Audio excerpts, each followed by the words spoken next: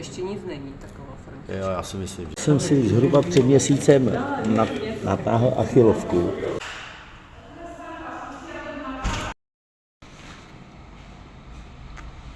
To jsou věci tohleto. Děkuji.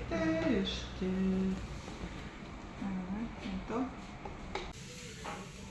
Tak.